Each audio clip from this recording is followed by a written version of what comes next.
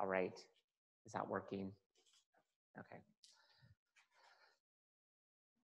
So the challenge that I'm going to take you through this story that's been messing with my brain for a while about the kind of the Janus nature of phage. So some of them are useful and sometimes they're not so good for us. And I'm going to just start here because I'm going to mention, everybody knows about this, but this is actually, we've been drugged, little kicking and screaming. Is that too loud? Yeah. Kicking and screaming into phage therapy, right? And of course, you've got Stephanie's book about the perfect predator where her husband was probably saved by phage therapy a couple years ago. But what I'd like to actually remind you is that the book that you really need to read if you want to do phage therapy stuff and think about phage therapy is Aerosmith. So Aerosmith was published just after phage were discovered. And it's by Sinclair Lewis.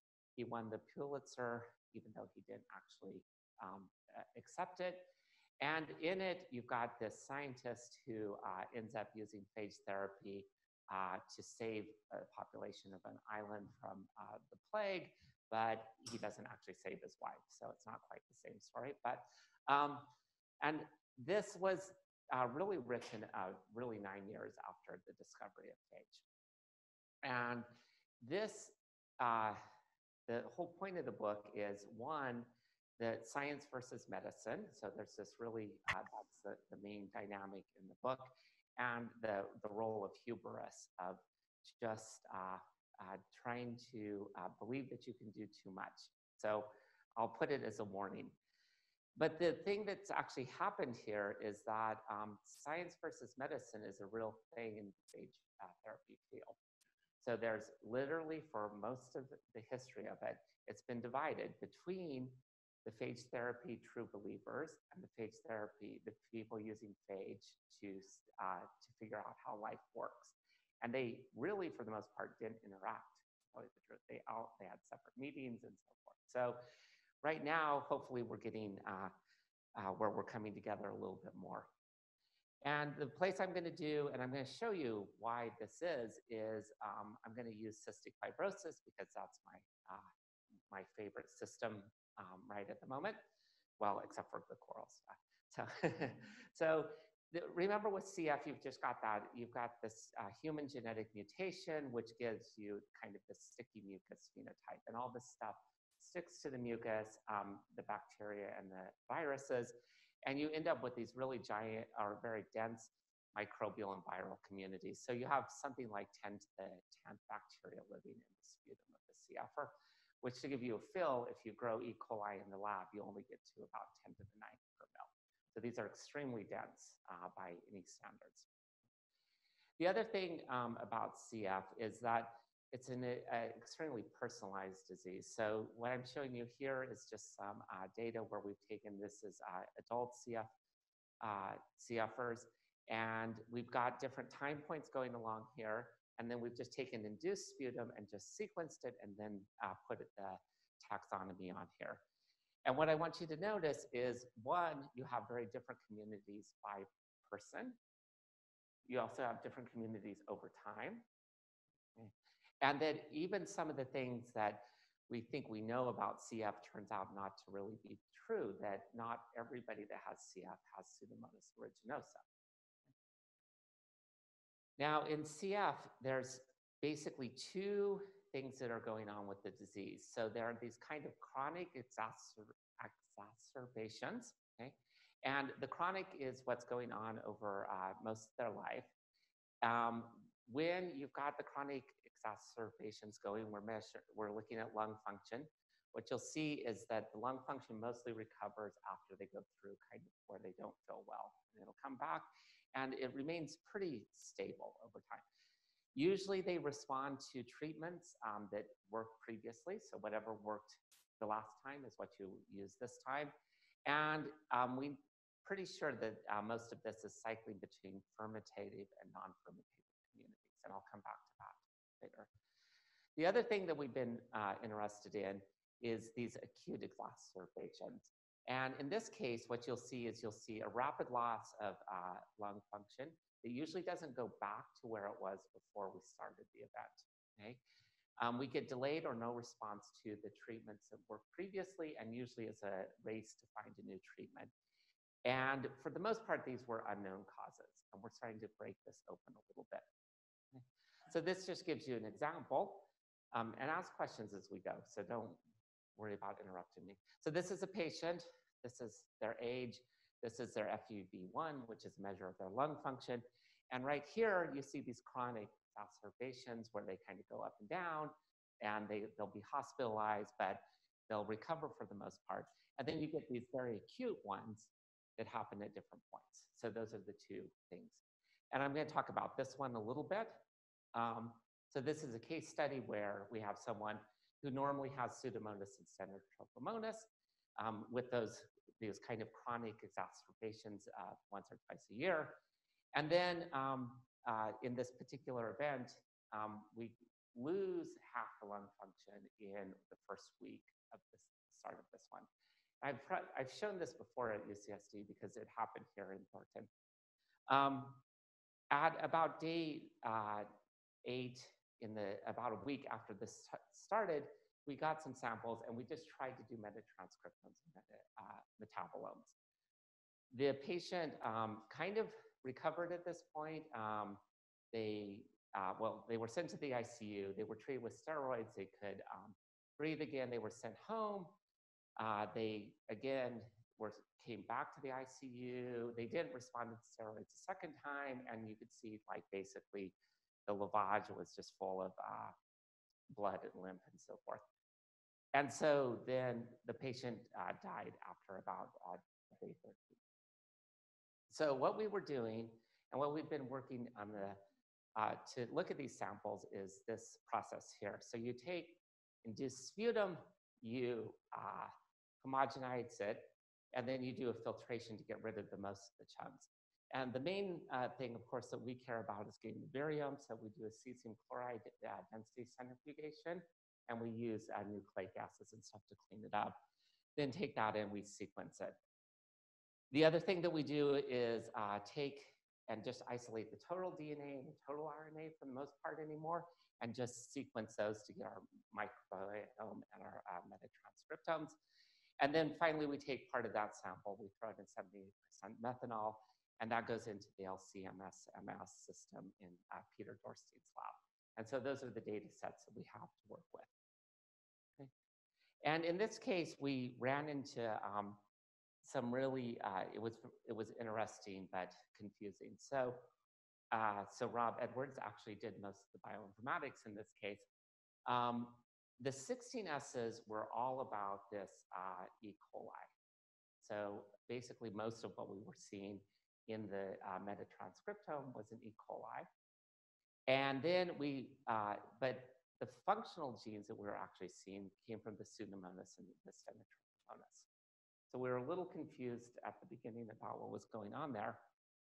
But we were worried about this E. coli because this is one that actually produces Shiga toxins. So this is kind of the famous one, or one of the famous ones, that if you treat it with an antibiotic, you get induction at the phage, and that leads to the Shiga toxin production and all of these nasty sort of things. It also has a hemolysin plasmid in it.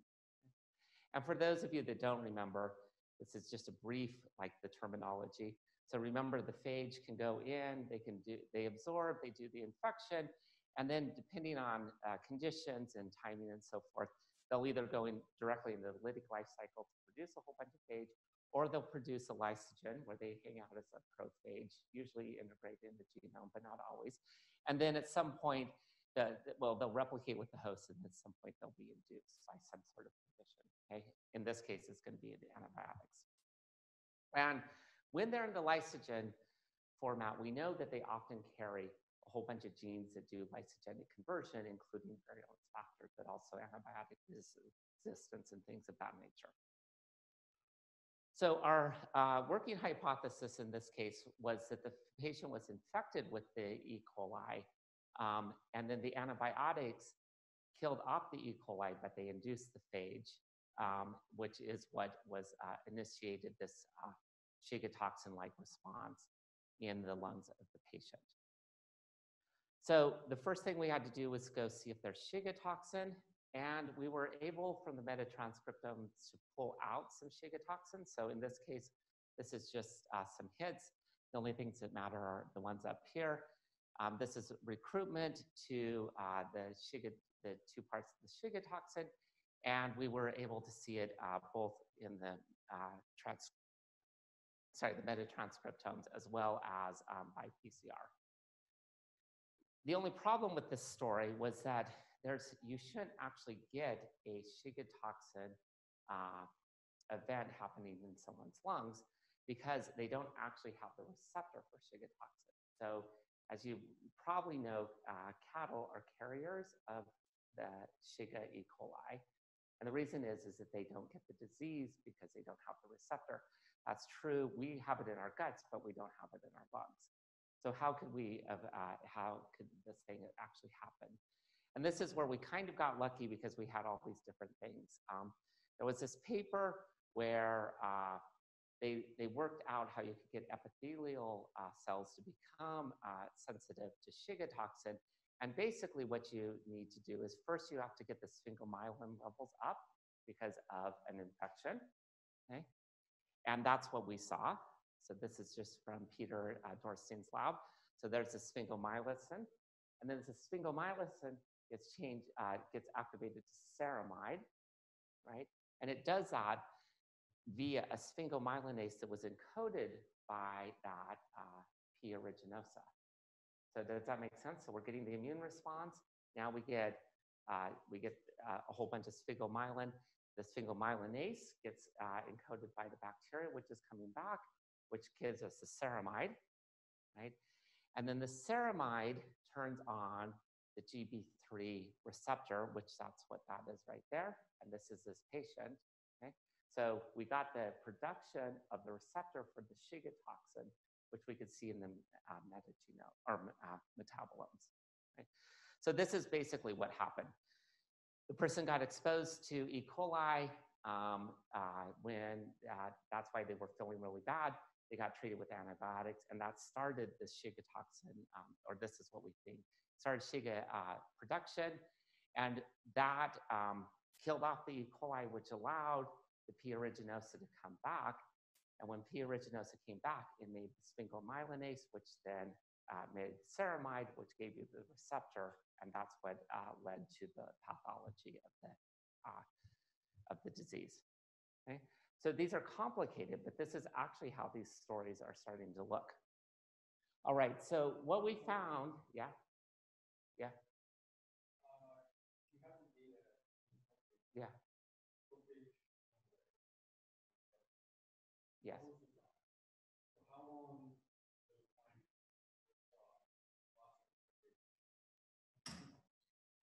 So we never saw the prophage, nor did we ever see the coli.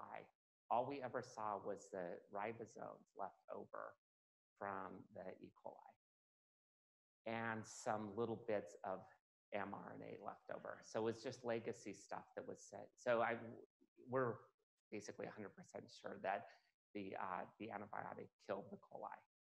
Yeah. It's mRNAs, exactly, yeah. And but it was mostly the legacy 16S's. And 16S's seem to be very tough and good at hanging out in mucus for long periods of time. Yeah, exactly, yeah, good. All right, so this is kind of how we think this works. And then we're like, well, can we do this in more cases and can we be better at it? And this is kind of just some of the take-home messages.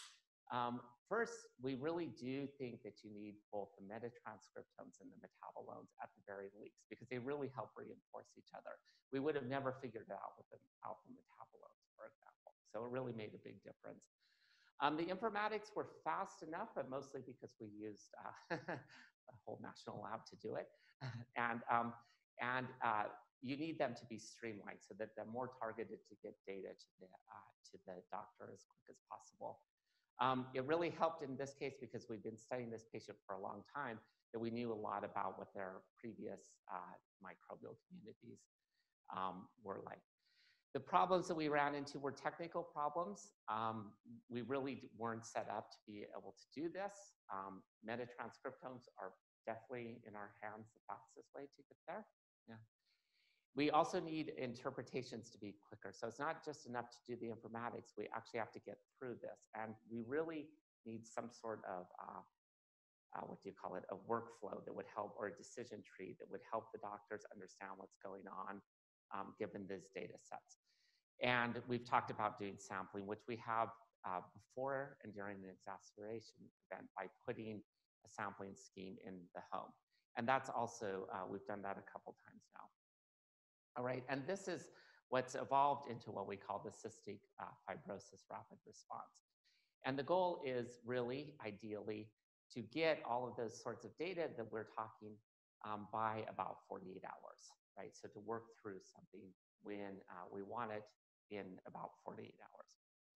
And then this is some of the bioinformatics that we've been working on, which is just basically as you get this data coming in. So most of your data is going to be human.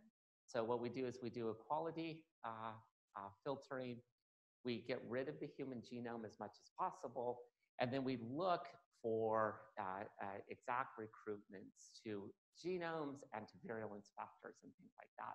Something that really hopefully gives the doctor some idea what's happening. And then we have some other things. Mostly this has been done by Anna, who's here. All right, so what does it look like when you start doing a whole bunch of these? So this is an example, okay, where we have different patients, and these are, remember, acute ones. So we've got patients that are going into some decline that we don't understand. Doug Conrad will call, he'll say we need to do a rapid response, and then we'll go in and we'll look. And kind of the character of these is that, one, we see different bugs being the dominant bug in each one. So that's the relative abundance of the dominant ones. And then, of course, we see different types of them. So there's some times that we get the same. So a couple times we've seen the dominant bug be a Chromobacter, but in other cases, we just get one example of Mycobacterium, for example. So that's what we've seen so far. Okay? So I showed you that in the first example, we had a phage-encoded Shiga toxin that seemed to be the problem. But we've seen that in 3 of the 9 cases that I'm going to talk, or that I have here. So this one was a Stenotrophomonas acute exacerbation, and it wasn't fatal, but this patient went through that really massive loss in lung function. And in this case, we think that the cause is another phage that carries the Zot toxin. Okay? So the Zot toxin, this is just showing you that. So that's the induced sputum. We've done the metagenomics and metatranscriptomics, plus metabolomes in this case. And then we look, and this shows you that we find the phage in the viriome.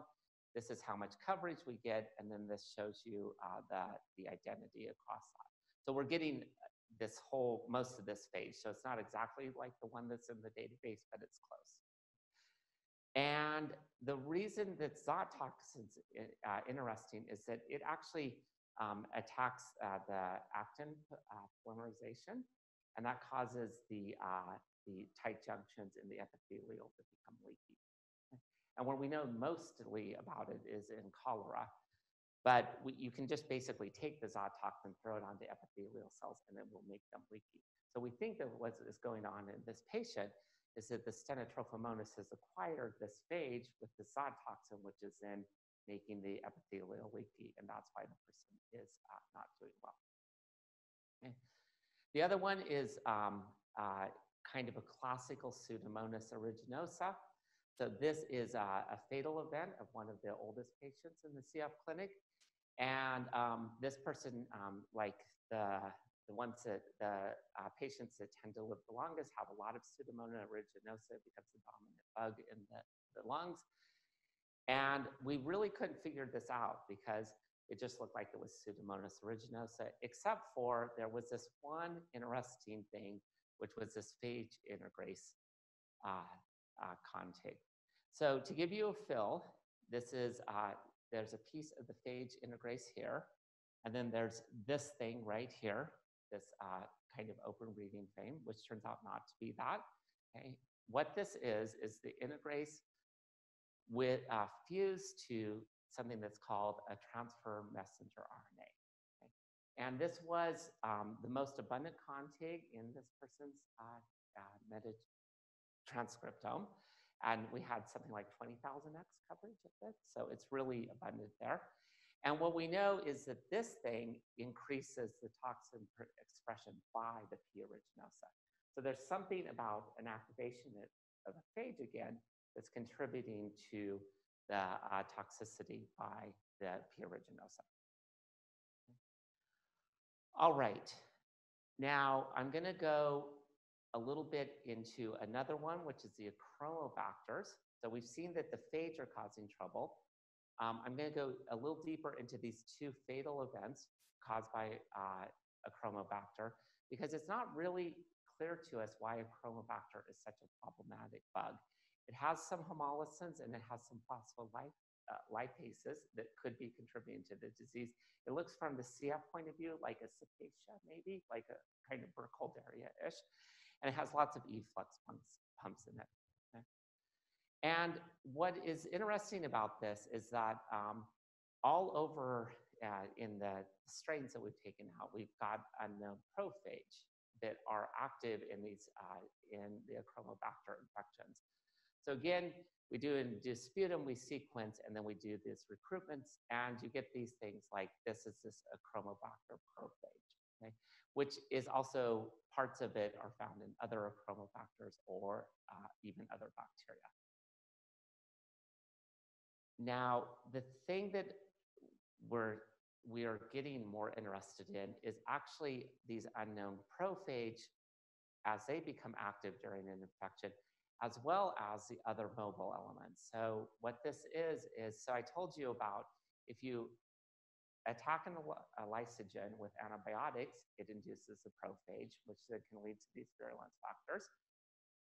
Also, if you attack a bacteria, a lysogen, with other phage, you'll activate the prophage, right? So this is the kind of, they sense things that are going on in the cell. And the other mobile elements are also activated. So if you attack this bacteria with an antibiotic or with another phage, you'll activate mobile elements like the genomic islands. And this is just an example of one of the genomic islands that is, it has all of these things. From this point of view, there's a lot of the efflux pumps, the things involved in the antibiotic resistance are encoded on this particular mobile element. It's probably not a prophage. It's mostly just like an island of some sort. Okay? And the other thing I want you to know or to remember is that all those black open reading frames are actually genes that we really don't know anything about. So they could be virulence factors and stuff, but we would have no idea at this point. All right, so when you look in the achromobacter strains that we've been pulling out of the cystic fibrosis, what you see is that there's these massive, a whole bunch of extra DNA brought in by the prophage and by these islands. So something like close to 300 kb of additional DNA that's different from one strain to the other, and about 75% of the ORFs are hypothetic ORFage, right? So things that we really don't know much about, okay? So these strains are bringing in a whole bunch of different stuff. So if you think about the bacteria in acute infections or acute exacerbations in the CF model, and this is going to be true in a whole bunch of these sorts of diseases, you, of course, can just have pathogenic bacteria coming in and causing the disease, so they're getting in there and making the patient sick. Or you can have pathogenic viruses like influenza come in and make them sick. But the other possibility is that we have just the phage coming in and bringing in these virulence factors. So it could be even endogenous bacteria or acquired. So, and which then leads to all of this stuff, and that's where we get this loss of lung function. Okay? So the take-home message for acute exacerbations is that there's low diversity for the most part, so we get domination by a couple bacteria, usually just one. They're pretty fast growing sort of thing. Phage tend to be lytic, and they tend to be bringing things that directly damage the tissue. Okay? So the other part, so now I've told you these are these things that we're worried about with the phage and the mobile elements, but can we actually use the phage to go back, which is where the phage therapy stuff comes into play. So there's two real ways that we can imagine doing this. So one is just isolate a whole bunch of phage, right? So this is the classical way. So you take a bunch of undergrads, you give them some targets, and you make them culture phage to them, and then we would use those for therapeutics. So I'll go through this. The other thing that we'd really like to do is actually do this synthetically. So what we would do is take, because we've got all the DNA and we know what's there, and we know phage that are already in the bacteria that we're trying to kill. So if we could just make those directly, then we wouldn't even have to isolate a phage. It wouldn't take us time to do it. Okay? So I'm not going to talk about this. We're working on this, but I'm not going to talk about it today. I'm just going to show you what it looks like when we do these phage hunting sort of things. So in this case, we've got clinical isolates. These are these achromobacters that we think are causing problems in San Diego. We screen for lytic phage from environmental samples. And then we start checking host range. So this is, these are the strains along here and the phage along that axis. And so you can see certain phage attack certain strains, but then we have strains where we don't have phage that attack them. So then you do a second round of this until you get enough phage to cover almost all of the isolates that you actually have. So you're building out a library. And we've calculated that you need something like about 30, somewhere between 30 to 40 phage for any particular, let's say, call it strain / species of bacteria to be likely to have a phage that can kill it, right? So we can, if you're thinking about setting up a phage library to kill a bacteria that you're having problems, like a cepacia or something, target somewhere in that range so that you have enough diversity. Okay. Then we're going to sequence the genomes to see if there's any toxin genes, and then we're compounding the phage so that they meet the FDA standards for the EINDs, right? So that we're kind of ready to go. And that's just a concentration of phage, how many viable phage we have, and how much LPS that is in there effectively. All right, so this is an example. You sequence all of these phage, and then you get all these open reading frames, and you can look for toxins. So in this case, out of the first 12 phage that we looked at that infected Chromobacter, only one of them had something that was identified as a virulence factor. So that one, of course, gets pushed out. But then again, with all of these unknown genes, how do we really know that we don't have an unknown toxin that will make things worse in here? And since we've seen so many examples of it, it's a legitimate concern. The other thing that I wanted to show you with this one is also, this is what we're talking about, how phage activate the other phage. So you might have something quiescent like that Shiga phage that was so problematic in the first case. And if you treat with phage, you're going to activate that just like you would with an antibiotic, because they're sensing whether their host cell is going to die, and they activate. And this is just an example. This is a phage has been attacked. So we've made a lysate. And then when we sequence the lysate, we find out that it's not just the phage that we threw in there to kill the bacteria. It's also that we activated this particular prophage. Right? So this is really common. And again, yeah. What? Yeah. There was no real reason in this case for us to know that it would be activated, right? And it's just one of those examples. And you know how it is with phage with their different immunity sort of thing. So it's really hard to predict which one would be activated by another. Yeah.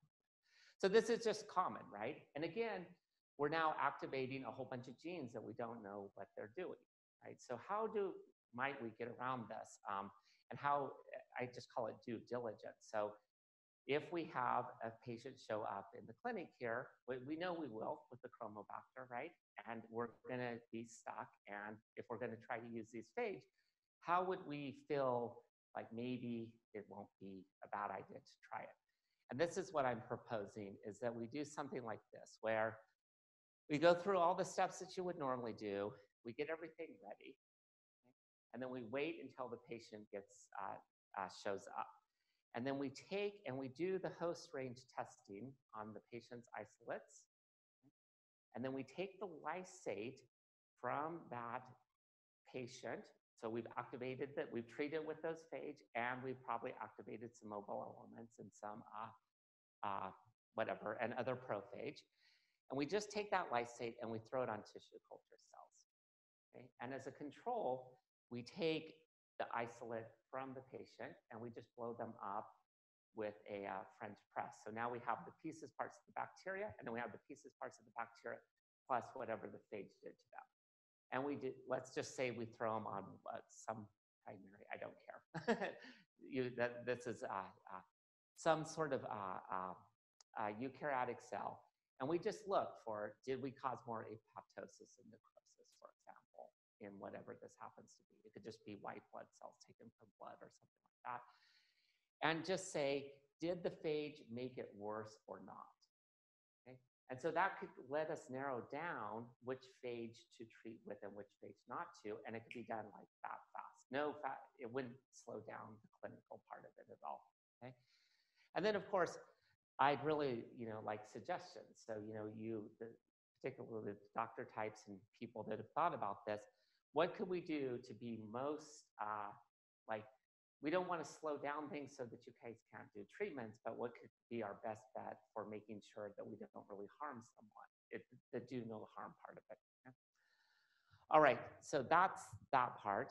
And then I just want to show you what actually happens during the phage treatment and where we might be able to do some different things. So this is a Pseudomonas aeruginosa phage treatment here at UCSD. And it's someone that's had a lung transplant. And then they start going through all of the stuff that you get when you're immunosuppressed and have a lung transplant. And they end up with this basically Pseudomonas pneumonia. And the way that they treat it is that they got amplifies phage. So can you guys see this? Probably not. So there's the Amplify is a company, it was a company in San Diego. Now it's some virtual company named something else somewhere else, which I don't remember. But they had this 4-phage cocktail that was originally given intravenously. And then at about day 8, I think it is, they gave a second as the same cocktail, but nebulized. Okay? At the same time, the patient is treated with these 2 antibiotics. Okay? They don't really recover. They've been treated out to this point. And then at the 48 days in, they get treated with these antibiotics. So they add the Toby at this point. And they do a phage treatment again, both IV and nebulized, but they add an additional phage to it. So one that they knew that the bacteria would be sensitive to, the isolate that they had. Oops. So this is what it looks like, and these are basically the things that we concluded. Yes. Yeah, I'll show you it in just a second, but they're resistant and sensitive. Yeah, so I'll come back to that. But this is whether the how susceptible the P. aeruginosa was to these phage that were in the preps. So resistance being resistant, R and S being sensitive. Okay. All right, so this shows you some of this. So this is basically, now you've got, these are BALs in this case, so lavages. And we're looking for the phage by culturing, okay, and also by just the sequencing and asking how well do they match each other and so forth. And the one thing that we can conclude from this study is that if you give phage through the IV route, they get to the lungs and they blow up some bacteria, because we're seeing phage production in the BAL, and it's way more phage than we could have had just by the dilution, right? So they're getting there and they're killing something. very confident about. The other thing is that we see clearance of essentially all of the phage that were added by about day 29. Okay?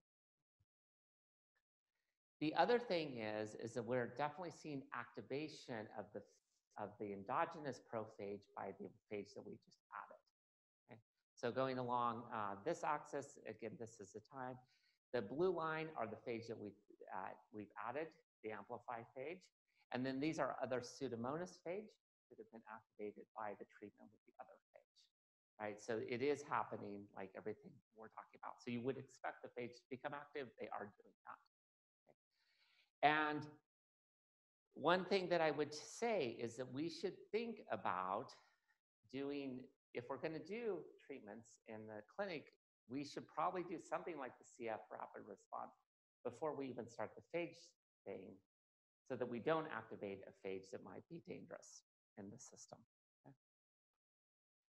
The reason that I say this, by the way, is because if you know you have a phage that's going to be problematic, you can treat with antibiotics that block the phage. So you can use some of the protein synthesis inhibitors, and they'll keep the phage from being able to cause the disease. That's what we do in Shiga cases. All right, the other thing is that I put the wrong figure in here. Sorry, Anna. I was going to change that. The other thing that we're seeing is that when we're looking across time, of course, we're seeing that the P. aeruginosa that they're culturing now, the person, is sensitive to the phage when we start, and then you start seeing resistance phenotypes coming up. So we're losing some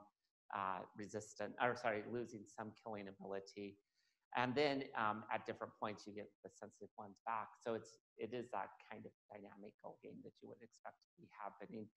And so far, most of this looks to just be point mutations that are the main causes. So you have a population with a whole bunch of different point mutations. Yeah. Yeah.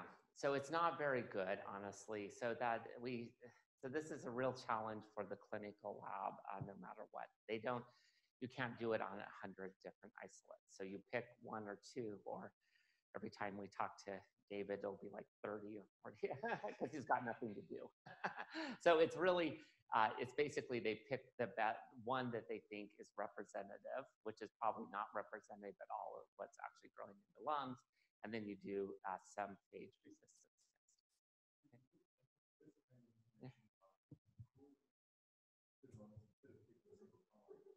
Yeah, that's a good idea. We could do something like that. So just pull it and don't worry about getting isolate.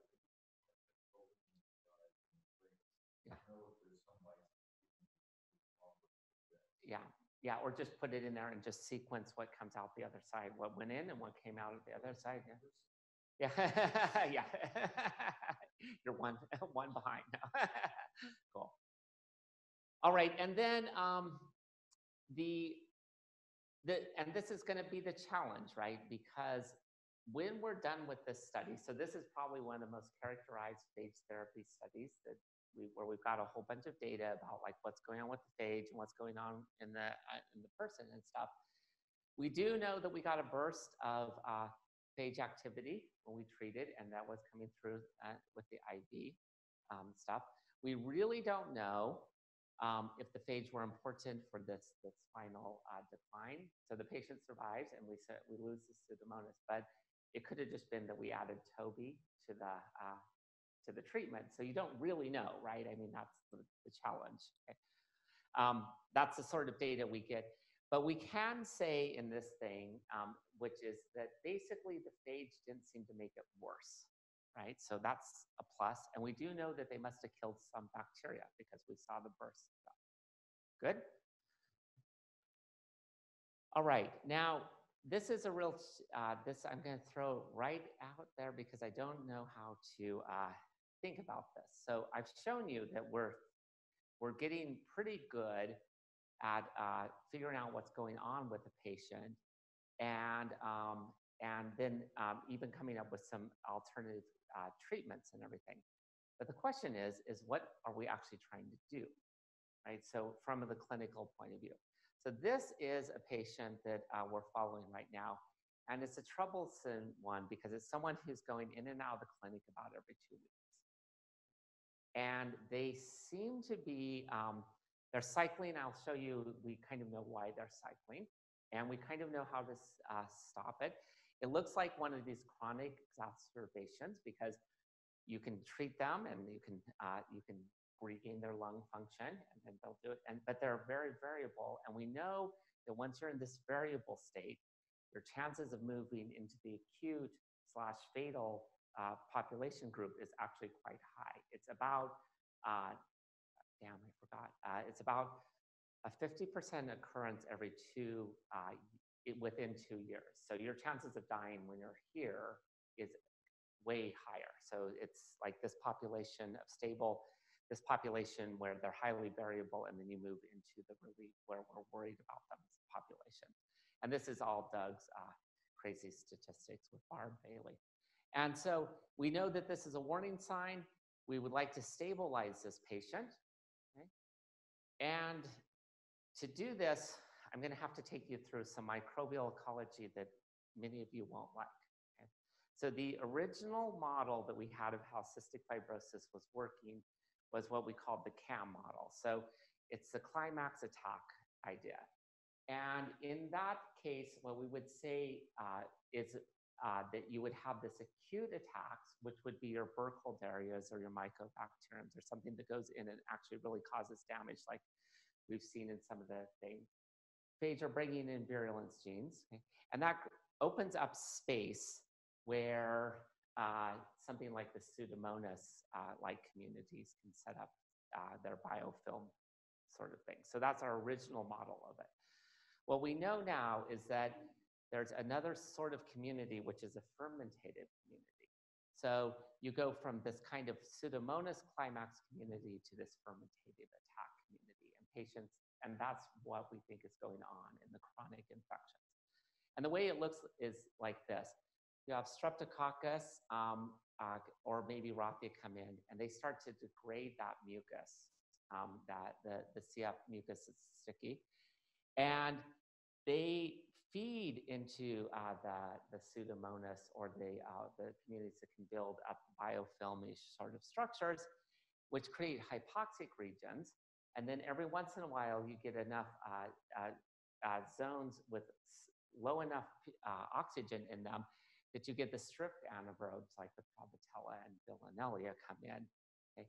And then those guys start producing either they lower the pH by a lot. We'll often see sputum with a pH of like 5, which is crazy when you think of it in your lungs.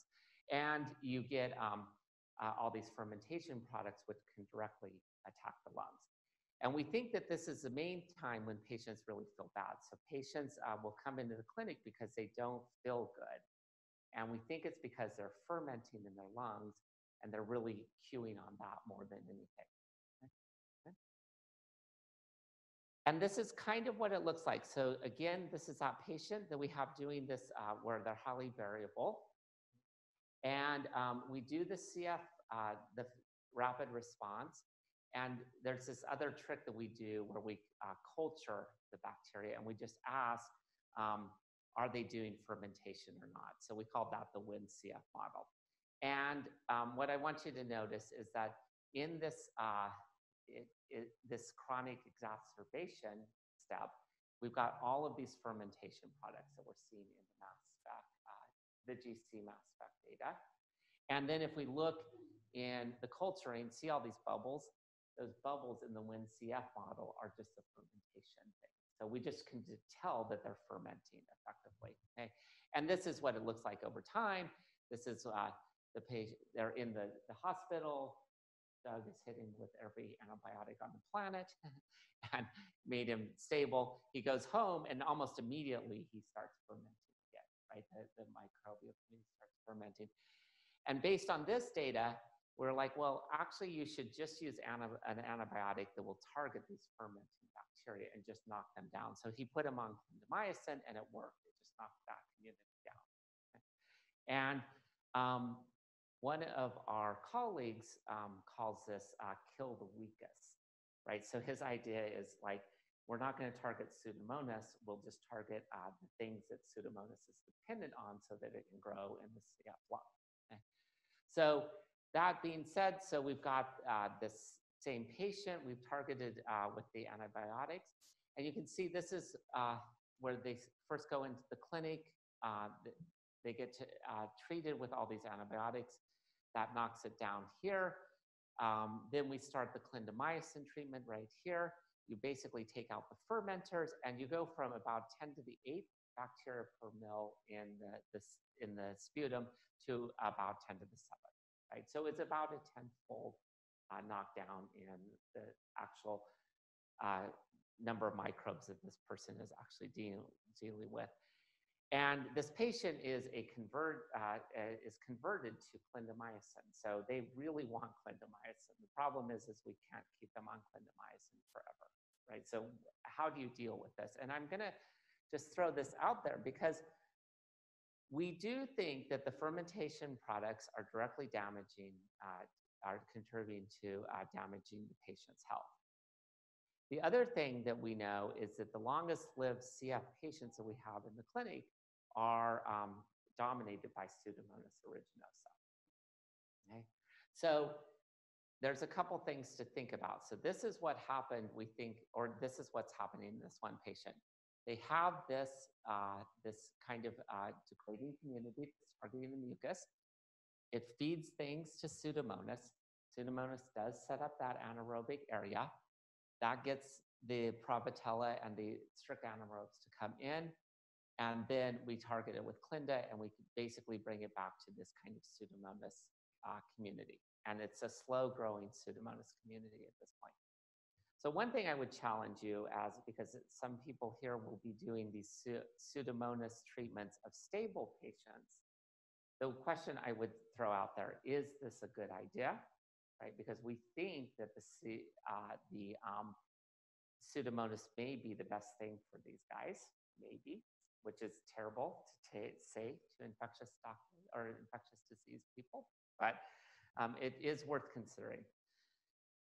So these are just the conclusions that basically we have this combination of omics methods that we're using in CF rapid response that really do let us start to figure out these dynamics that are going on between the viruses and microbes.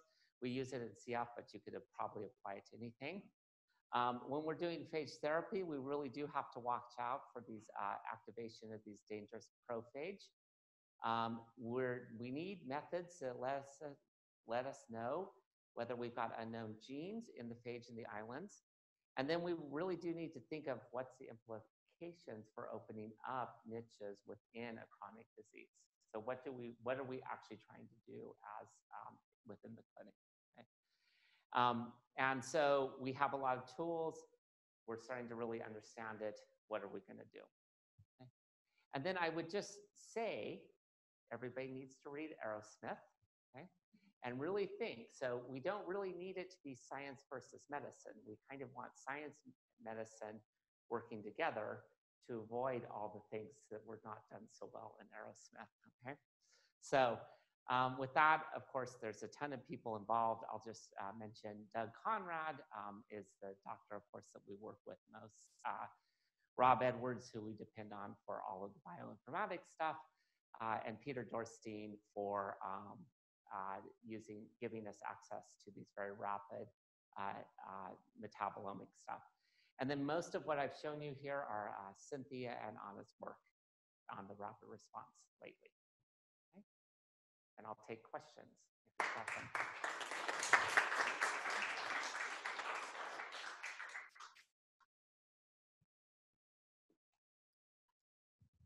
If anyone has questions.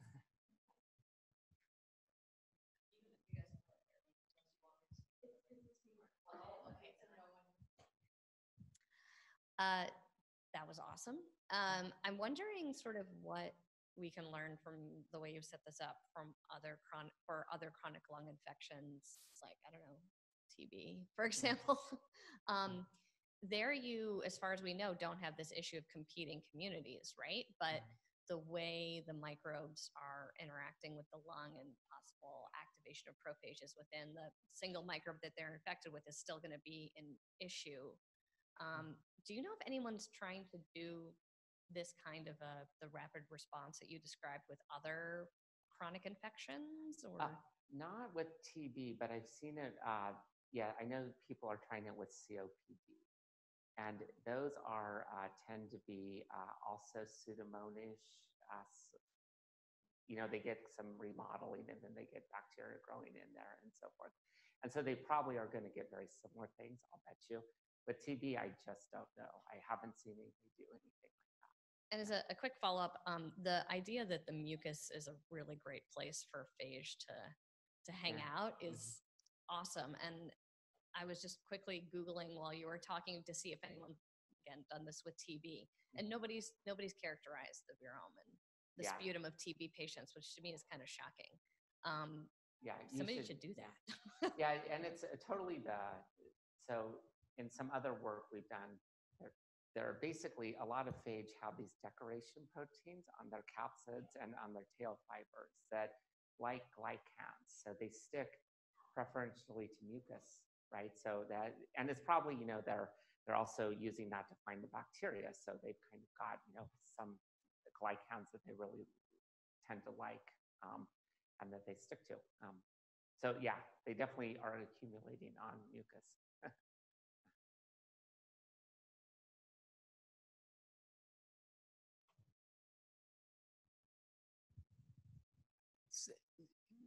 There's a tremendous amount you presented, and it's like food for thought. It's food. It's like a feast for thought.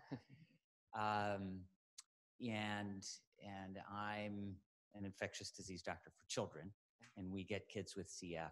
And one of the things that we're trying to do is eradicate Pseudomonas when children first get colonized. And this whole idea of potential damage by the phages, because we're hoping to eradicate the Pseudomonas, but it's maybe like a whack-a-mole. You hit one, but there's something that's worse that pops up.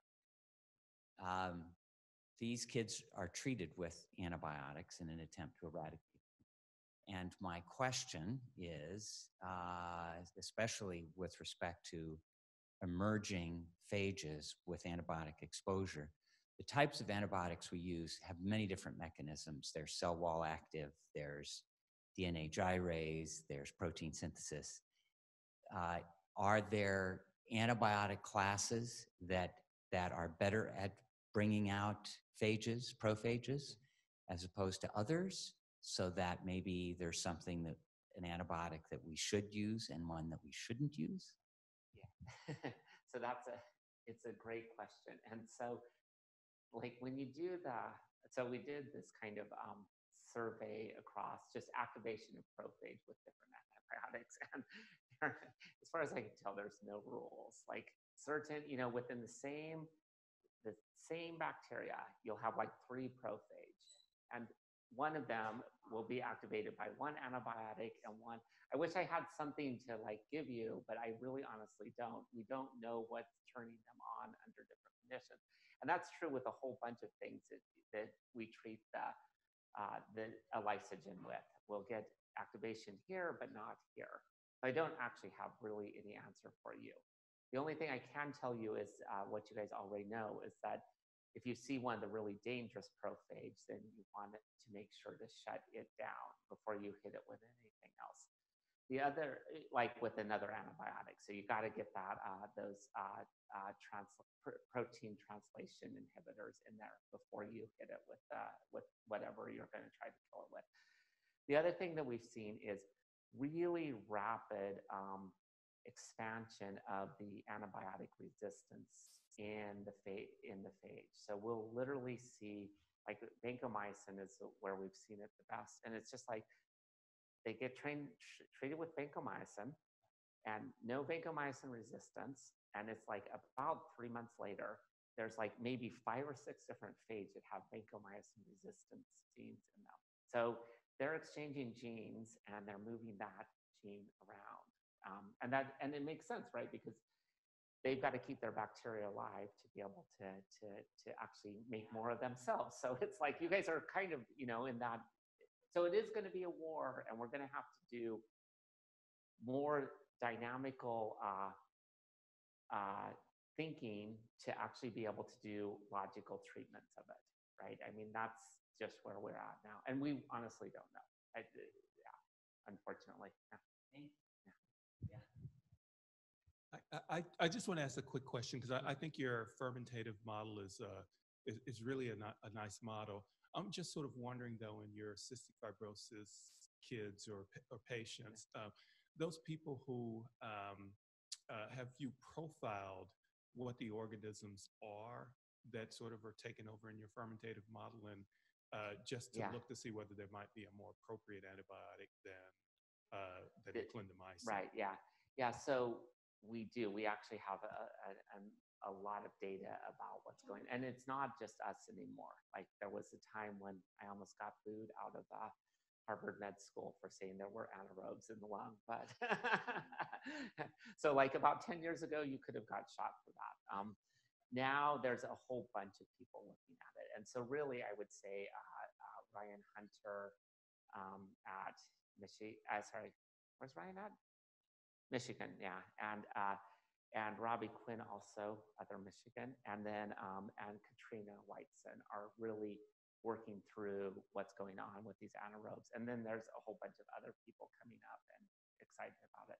So yeah, there's kind of I don't even know how to say it. From a microbial ecology point of view, we know that there's two types of fermentation. There's the really fast fermentation that you get when so something like strep goes in, right? And it just starts chewing up whatever happens to be there, yeast in like a beer fermentation.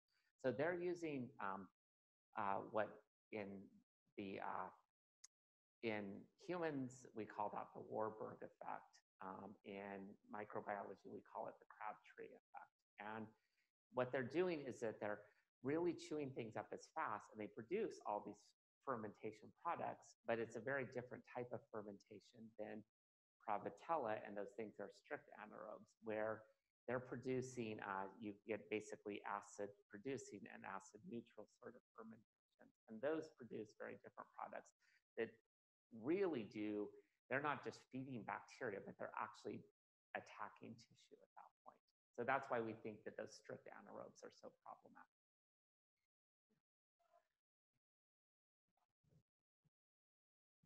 Wonderful. So is there any hope for, is it reasonable to think about trying to engineer a set of prophylactic pseudomonads that will occupy all available niches and prevent nastier guys like Chromobacter, Prevotella from coming in? Prophage-free pseudomonads that are vigorous and all of that. Right. So yes and no. So you could imagine doing that, and you could, literally like Dwayne and I are actually talking about getting the Pseudomonas from the oldest patients in the clinic and just figuring out what's different about them. And there's been work like that done in Denmark and a couple other places. So we know kind of what a Pseudomonas that looks like for a long-lived patient is going to be. Practically, there's no chance because what we know for sure is that in the pediatric community, they know that if they hammer Pseudomonas, right, even though they may not even be killing Pseudomonas, just by that early intervention, they really improve the quality of life for the kids. So even though it sounds like a probiotic-ish sort of thing might be useful, I don't think we'll ever get there because I'm really hoping that we're going to get the modulators and stuff and the gene therapy to work so that we don't have to do that part of it. The legacy patients, in theory, you could add a probiotic back. I just don't see it actually happening in the sense of the word. So probably all we can do is move the community towards something that we think will be more stable with them, right? And we do that as an ecologist, not as a biologist adding the bacteria back in there. One more question, if I may.